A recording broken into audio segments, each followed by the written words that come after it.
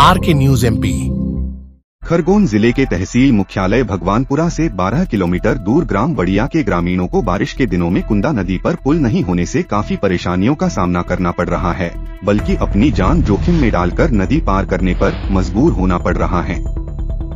बारिश के 4 महीने यहाँ पर रहने वाले ग्रामीणों के लिए आवागमन सुविधा मुसीबत बन जाती है।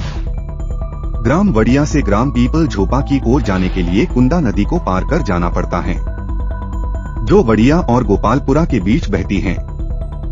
करीब 24 से 25 किलोमीटर का चक्कर लगाकर ग्राम पीपल झोपा जाना पड़ रहा है।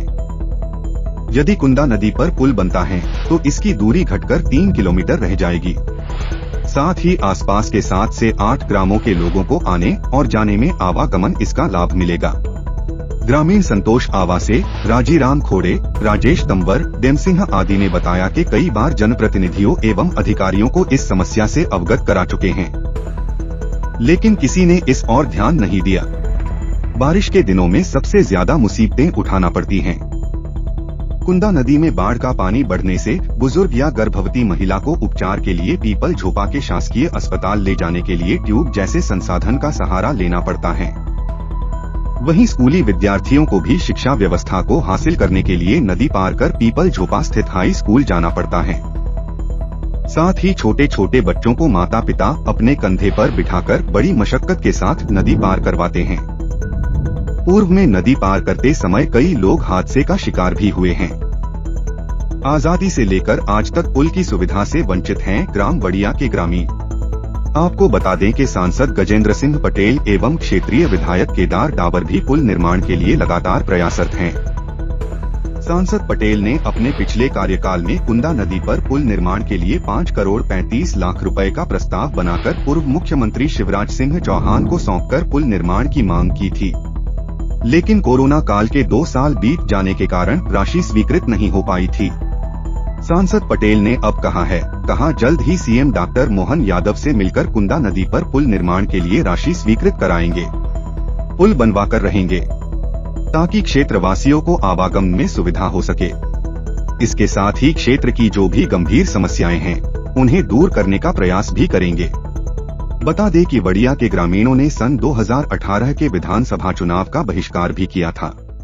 1984 में देजला देवाड़ा जलाशय बनने से वड़िया गांव डूब प्रभावित क्षेत्र में आया था। खरगोन से इसहाक पठान की रिपोर्ट।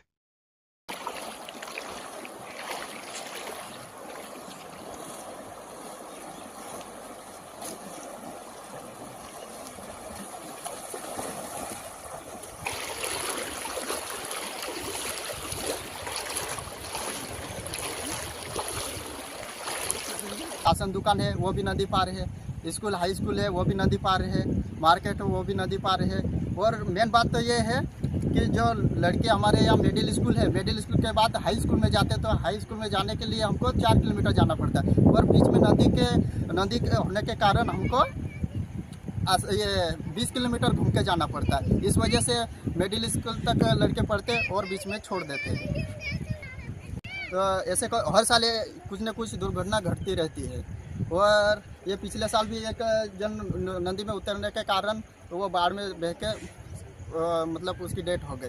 तो का सामना करना पड़ रहा है। जो भी कुछ भी हमको दिक्कत होती है गांव में बाहर जाने के लिए हमको नदी पार करना पड़ता है, जान जोखिम में डाल के हमको बाहर आना पड़ता है।